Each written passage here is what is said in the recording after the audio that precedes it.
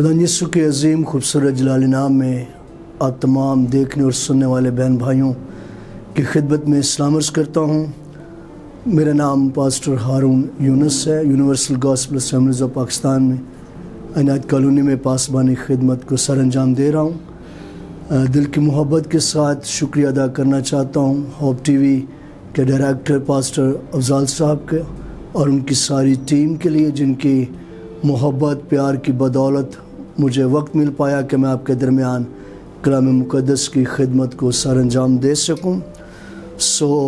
आए हम खुदा के कलाम की तरफ मुतवज्जो होंगे। जैसा कि हम सब बहन भाई जानते हैं कि आने वाला इतवार जो है ये पाम संडे है, तो ज़रूर है कि हम इस बड़े इवेंट्स के बारे में जिसको हम सेलिब्रेट करने के लिए जा रहे हैं, हम कलाम मुक़द्दस की रोशनी में इसकी सच्चाइयों और सदाकतों को जाने। मेरे साथ निकालिएगा मत्ती रसूल की मार्फत लिखी गई अंजील, उसका 21वां बाब और उसकी पहली आयत से लेकर हम उसकी 9वीं आयत तक कलाम मुक़द्दस में से सुनेंगे।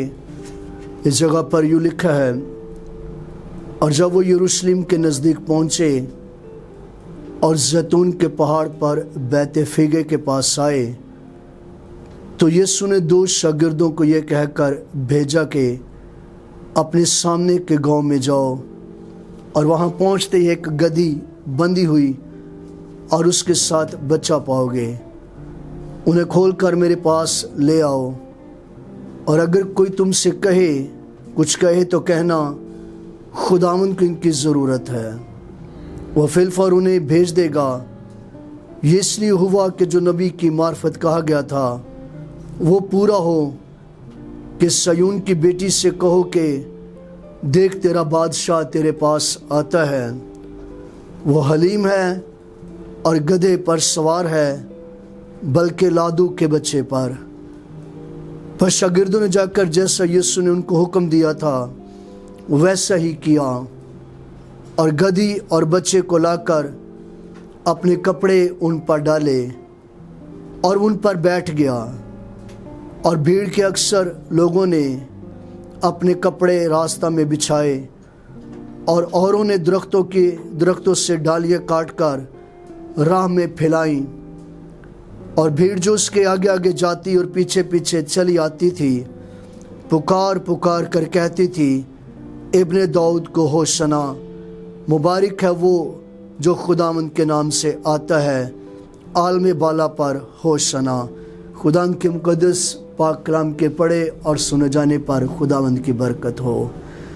कलाम मुक़द्दस का जो हिस्सा आपके दरमियान तिलावत किया गया है, इस हिस्से का ताल्लुक़ मत्ती रसूल की मार्फत लिखी गई अंजील के साथ है, और जिस हिस्सा को हमने अपनी बरकत के लिए पढ़ा है और आप लोग इसको सुन रहे हैं, इस हिस्से का ताल्लुक़ पाम संडे के साथ खजूरों के इतवार के साथ है। जो हिस्सा आपके दरमियान पढ़ा गया है कि यीशु मसीह यरूशलेम में शायाना अंदाज में वो दाखिल हुए। यीशु मसीह का यरूशलेम में दाखिल होना ये कोई हादसाती या कोई अचानक हो जाने वाला काम नहीं था। इसके पीछे नबी का कलाम था, नबूवत थी, पेशन गोई थी, जो हमें ज़करिया नबी की किताब उसके 9वें बाब और उसकी 9वीं आयत में मिलती है। और वहाँ पर लिखा है, ए बिन्ते सयून खूब ललकार और नहायत शादमान हो, क्योंकि देख तेरा बादशाह तेरे पास आता है। यीशु मसीह पुराने अहदनामा की नबियों की पेशन गोइयों और उनकी नबूवतों का मरकज़ है, यानी कि उन सारे कामों और उन सारी नबूवतों और पेशन गोइयों की तकमील है जो नबियों ने माजी में यानी कि यीशु मसीह के हक़ में पुराने अहदनामा में कर दी थी। और इस जगह पर हम ज़करिया नबी की नबूवत और उसकी पेशन गोई को हम पूरा होता हुआ देखते हैं कि यीशु मसीह यरूशलेम में दाखिल हुए।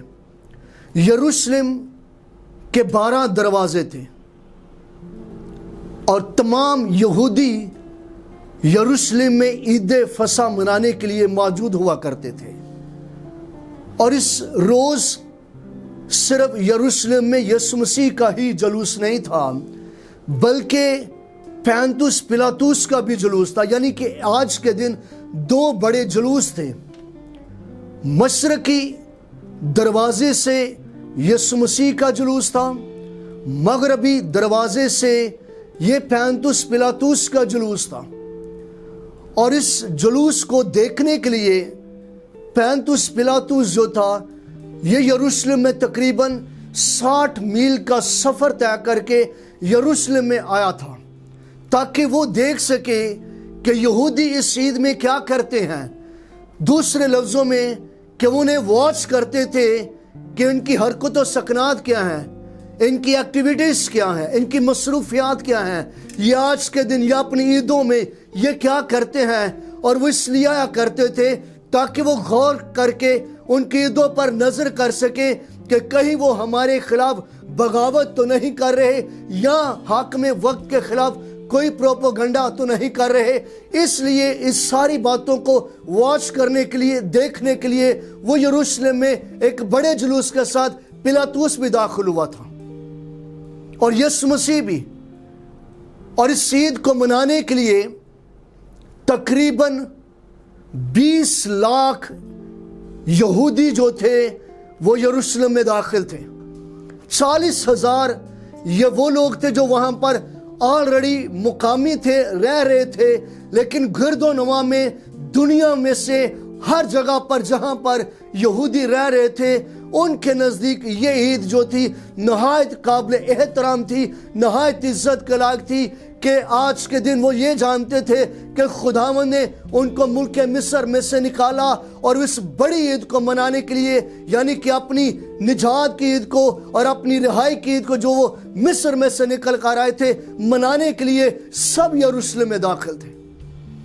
اور یسوع مسیح کو بھی ایک بڑے جلوس کے ساتھ یروشلم میں داخل کیا گیا. اور غور کریں، پینتوس پلاطوس گھوڑے پر تھا، رتھوں پر تھا، اور اس کے ساتھ بہت بڑی فوج تھی جو گھوڑوں پر سوار تھی. لیکن یسوع مسیح ایک گدھے کے بچے پر سوار ہو کر آیا. اب فرق یہ ہے کہ ایک وہ بادشاہ جو حاکم وقت ہے وہ گھوڑے پر ہے، اور ایک وہ بادشاہ ہے جو صرف لادو کے بچے پر یعنی کہ گدھے کے بچے پر سوار ہو کر آیا. اور ایک بات یہاں پر ایک بہت بڑا فرق ظاہر کرتی ہے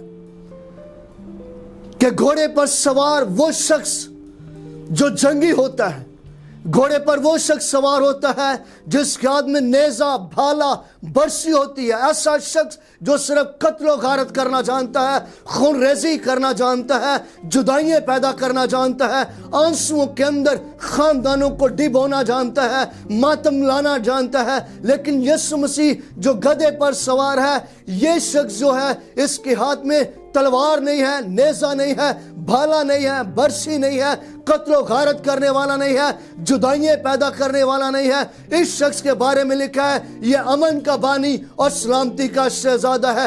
اور زکریا کی کتاب میں اس کے حق میں لکھا ہے کہ نجات اس کے ہاتھ میں ہے. مبارک ہمارا خداوند یسوع المسیح ہے جس کے ہاتھ میں نہ صرف مسیحوں کے لیے بلکہ دنیا کی تمام قوموں کے لیے، قبیلوں کے لیے، امتوں کے لیے اس کے ہاتھوں میں نجات ہے. کیونکہ اعمال کی کتاب میں اس کے حق میں لکھا ہے کہ آسمان کے تلے اور زمین کے اوپر آدمیوں کو کوئی دوسرا نام نہیں بخشا گیا جس نام کے وسیلہ سے انسان نجات پائے. انسان کی نجات کی امید، انسان کی نجات کا سر چشمہ، انسان کی نجات کا سورس صرف اور صرف زندہ خدا کا بیٹا یسوع مسیح جو یروشلم میں آج کے دن ایک بڑے جلوس کے ساتھ داخل ہوا. اور لوگوں نے ایک بڑا جشن اور لوگوں نے ایک بڑی خوشی کی. انہوں نے کھجوروں کی ڈالیاں لی. یہ ڈالیاں جو تھی یہ مسیح کو یروشلم میں خوش آمدید کرنے کی علامت بھی تھی، کیونکہ پرانے عہد نامہ میں بادشاہوں کو ڈالیوں کے ساتھ، بڑی للکاروں کے ساتھ انہیں خوش آمدید کہا جاتا کہ وہ بطور بادشاہ ہمارے پاس آتا ہے، اور یروشلم میں یسوع مسیح کو بطور بادشاہ جو تھا وہ قبول کیا جا رہا تھا۔ اس کو شافی کے طور پر ویلکم نہیں کیا جا رہا تھا، اس کو حل مشکلات کے طور پر ویلکم نہیں کیا جا رہا تھا، اسے بدروہوں پر، موسموں پر اختیار رکھتے ہوئے اسے یروشلم میں ویلکم نہیں کیا جا رہا تھا، بلکہ صرف اس بنیاد پر کہ وہ بادشاہ ہے۔ اور یسوع مسیح صرف بادشاہ ہی نہیں ہے، مکاشفہ کی کتاب میں اس کے حق میں لکھا ہے وہ بادشاہوں کا بادشاہ اور خداوندوں کا خداوند ہے۔ وہ بادشاہوں پر بھی بادشاہی کرنے والا، وہ بادشاہوں پر بھی حکومتیں کرنے والا خداوند ہے۔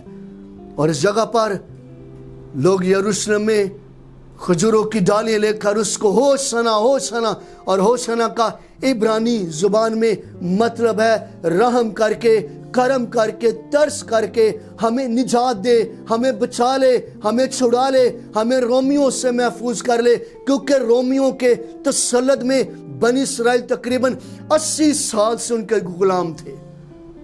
80 سال سے وہ ان کے تسلط کے نیچے تھے، ان کے قبضے کے اندر تھے، اور ان 80 سالوں میں وہ ان پر ظلم کرتے، تشدد کرتے، ٹیکس کلیکٹ کرتے، اور ہر طرح کا ظلم ان پر کرتے تھے۔